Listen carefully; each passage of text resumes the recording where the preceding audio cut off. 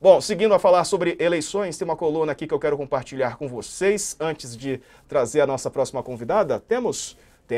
Se o Bolsonaro era um mito, Marçal se acha o próprio Deus, mas se desvia dele. Rosana Pinheiro Machado está aqui conosco para trazer mais informações sobre essa análise. Rosana, bem-vinda. Boa tarde. Boa tarde, boa noite. É um prazer estar aqui com vocês hoje. Fala aqui de Dublin. Olha, chique. Conte mais então sobre o Marçal. Ele se acha o Deus, mas se desvia? Como assim? Conta mais.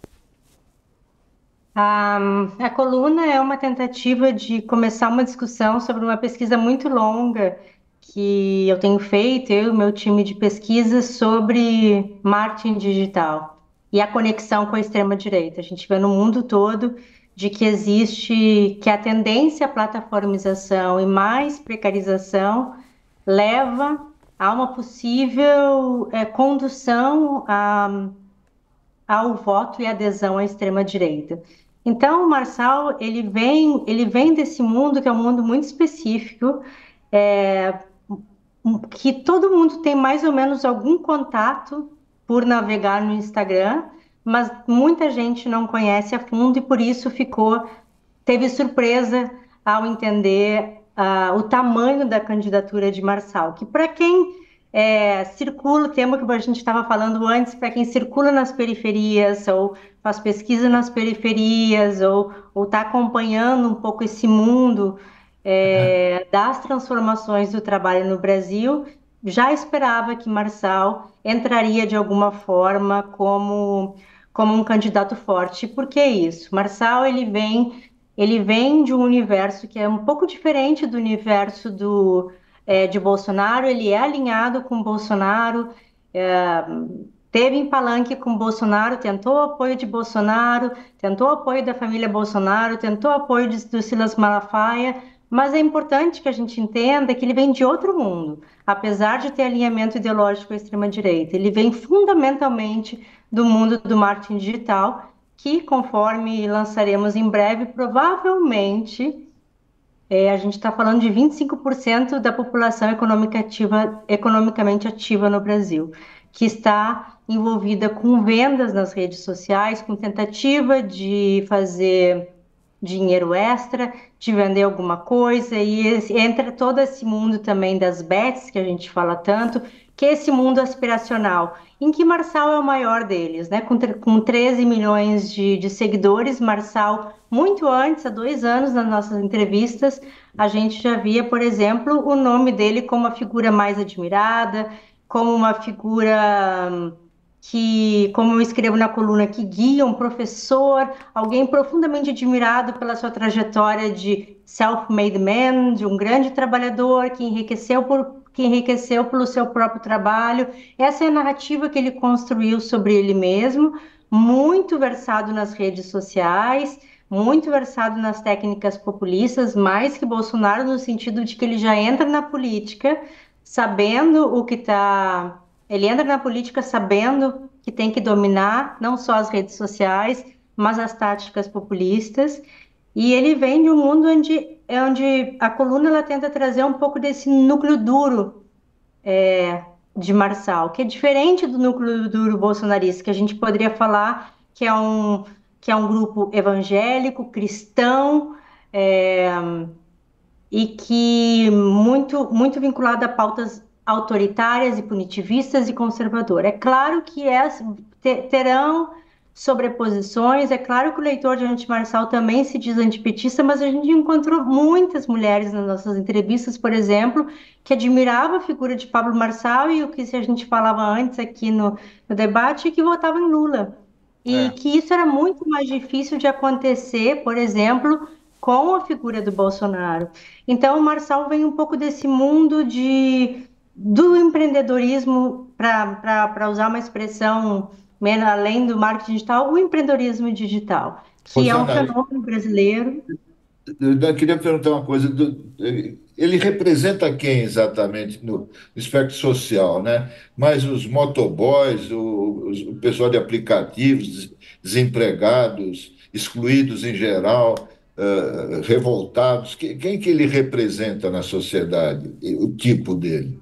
É, é, é claro que ele tem apoio das elites, das camadas médias, que isso numericamente, quantitativamente se reproduz, muito parecido com a estratificação social, do Bolsonaro, mas quando a gente fala do que eu chamei de eleitor raiz, são grupos pobres, mas acima da linha da pobreza, classes populares, a gente sabe que a pobreza, né, os setores abaixo da linha da pobreza ainda, historicamente, ainda continuam muito forte com o Lula. São setores que tiveram uma pequena ascensão social, que têm aspirações de ascensão social. A gente poderia até falar na antiga classe C, mas eu prefiro falar dos setores precarizados da população brasileira que têm empregos que a gente chama de gigs, bicos, que estão na viração, são muitas vezes mulheres. Não posso dizer que a mulher negra é o eleitor do Marçal, isso seria um absurdo estatisticamente, em termos eleitorais. Mas quando a gente fala desse grupo de seguidoras dele, muito fiéis e que admiram muito a figura dele, terão sim mulheres de periferia, Rosana. mãe solo, Seria que um Lupen? Antigamente se falava no seria o Lupen. Lupin, sim, a gente escreve muito sobre o Lupin. Eu seria o Lupin, seria o. é, que tem aí a grande discussão se tem uma tendência de ser reacionária, desde Marx diria que sim. É, eu acho que essa discussão é um pouco mais complexa do que simplesmente dizer, né, que todo precariado teria É. uma tendência a, a ser reacionária, mas sim, seria o looping, um precariado, pessoas É. com trabalho precário, pessoas com trabalhos ruins, pessoas que ganham um salário mínimo muitas vezes e querem ter renda extra porque o salário mínimo não dá. Pessoas que Rosana. viram também no governo Lula uma possibilidade de ascensão, via Pelo que, consumo, via empreendedorismo. e Rosana, tem pelo que até um você está termo que é falando, não é pejorativo, né, Thales? necessariamente Rapidinho, só. conservador, né? Vai lá, fala, Ou Thales. Vai lá, vai lá. não é necessariamente conservador, né? Como o eleitorado do Bolsonaro. O eleitorado do Bolsonaro é conservador. Esse dele não é necessariamente conservador, é isso? É claro que quando ele cresce quando ele chega a 20% mais ou menos das intenções de votos, a gente tem ali uma concentração de eleitores bolsonaristas que grande parte conservador. Mas na base de quem desse mundo do mundo do qual o Marçal vem, não necessariamente é conservador. Eu concordo plenamente. Porém, Marçal adota cada vez mais, porque isso é do próprio ecossistema que ele trabalha, que é esse mundo do empreendedorismo digital, o conservadorismo como estilo de vida, assim como a religião, porque esse é um universo que vai dizer não que você tem que ser casado, não porque Deus mandou, você tem que ser casado porque o investimento, você vai ter mais investimento, o seu investimento vai render mais e você vai ser mais riqueza em casal. É uma outra lógica que está preponderante, que se Interessante. sobrepõe ao que no bolsonarismo é uma linha muito tradicional, não, muito Conservadora. arraigada, até fundamentalista, Sim. religiosa. Boa, só trazendo aqui um termo que é pejorativo, mas é muito usado nas redes sociais, que é o CEO de MEI, né? Que é aquela pessoa que é microempreendedora, mas tem uma visão de que é empresária, né? Que muitas vezes acaba vendo no Marçal um empresário bem-sucedido que ela quer ser, né? Em quem ela se projeta, digamos assim. É mais ou menos por aí, Rosana? É, até vou contar um dos. A gente vai lançar um relatório, em breve vai sair na imprensa brasileira com exclusividade, antes de lançar o relatório, em que um dos fatos que a gente analisa, a gente segue no nosso laboratório 1 milhão de aspirantes, de empreendedores, de pequenos empreendedores digitais, de aspirantes a serem empreendedores digitais. São pessoas basicamente de classes populares, que se inscrevem em cursos como o do Marçal ou de outros influencers, porque Marçal é um entre centenas, literalmente, mas certamente um dos maiores. E nesse mundo de que a gente acompanha desse universo que é muito grande de pequenos empreendedores, a gente analisa as bios, como que essas pessoas se descrevem. E uma das palavras que elas mais se descrevem é CEO. E são pessoas de classe populares, são pessoas que eu não gosto de falar isso de um modo pejorativo, eu acho que tem uma. Eu acho que isso é um fato, em primeiro lugar. As pessoas se definem como CEO e conforme elas vão crescendo na pirâmide do empreendedorismo digital, elas param de se chamar de CEO e começam a se chamar de mentoras. Mas eu acho que é sempre importante pensar. A gente olha, depois a gente pega e vai abrindo esses perfis por uma pequena amostra e entrando em um a um. São pessoas que é uma boleira, é uma doceira, é alguém que tem um pequeno negócio. E eu sempre penso, e a coluna fala sobre isso, sobre o que que significa dessa pessoa querer se chamar de CEO, né? Eu acho que além de a gente pensar que isso é algo engraçado, o quanto isso é importante para entender as aspirações das pessoas que querem dignidade. As pessoas estão procurando numa sociedade, no Brasil, que os trabalhos sempre foram marcados pela subalternidade, pela humilhação, por uma relação patrão-empregado puramente marcada por relações servis e extremamente trabalhos que não são bem pagos.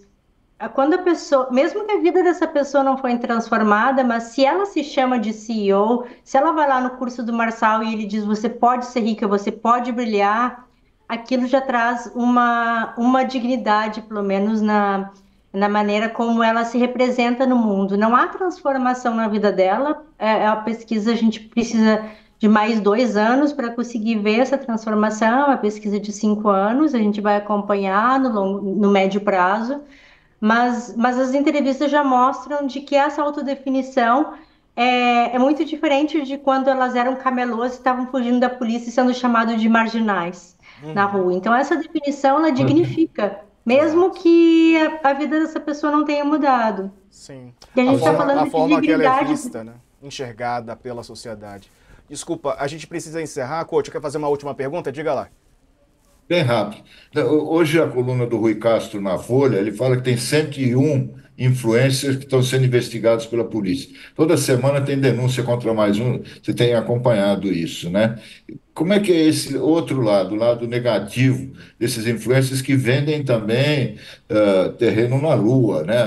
É. Paraíso aqui agora. Como é que você enxerga esse outro lado da coisa? Não, esse outro lado é desastroso. Eu tenho que cuidar, inclusive, as palavras que eu vou colocar quando a gente está ao vivo. Cadê o Esse é um jurídico? O mundo. jurídico tem que estar com o jurídico em dia. Rosana, que eles estão vendo, né? A doutora Deolane, inclusive, que está presa, né? Parece que ela foi mantida presa, ela está enviando processos gerais. Esse é um mundo de que as pessoas se dizem milionárias, bilionárias, como Marçal se diz, e que muitas vezes jogam com a culpa de mulheres, mães que não, empreendedoras, dizendo você só pode, se você quiser, você vai ser rica. Você gosta mesmo dos seus filhos, porque não parece, se gostasse, você estaria já rica. Esse é um mundo que vive para vender os próprios cursos, não tem nenhuma regulamentação e a gente espera trazer esse debate no nosso estudo para as organizações internacionais e também para o governo brasileiro para pensar em formas de regular ou de observar esse mercado em que os influencers são mestres, mentores, formadores de empreendedorismo, formadores de diversas certificações, prometem mundos e fundos, fazem mentoria, prometem riqueza, exibem um único padrão de beleza, um único estilo de vida marcado pela riqueza milionária e quando a gente vai ver na base, a gente já vê as pessoas muitas vezes pobres falando, não vou ter 1 milhão, vou ter 100 milhões. Isso tem impacto real na subjetividade das É pessoas e isso verdade. é gravíssimo. Eu sigo diariamente 549 desses influencers e esse é um mundo extremamente nocivo e que já tem efeitos nas populações mais vulneráveis seríssimas. Nossa, mais de 500. Obrigado, É dívida mundo. de jogo, Rosana? O que que é? Tô brincando. É pesquisa, é claro, científica, né? Sim. Obrigado pela sua participação, agradecendo o José Walter também, que mandou aqui um superchat pra gente. Obrigado ao José Walter. E obrigado, Rosana Pinheiro Machado. Volte mais vezes, viu? Boa noite para você, Bela então. Muito entrevista. obrigada. Muito bom. Valeu. Boa Obrigado. noite. Valeu.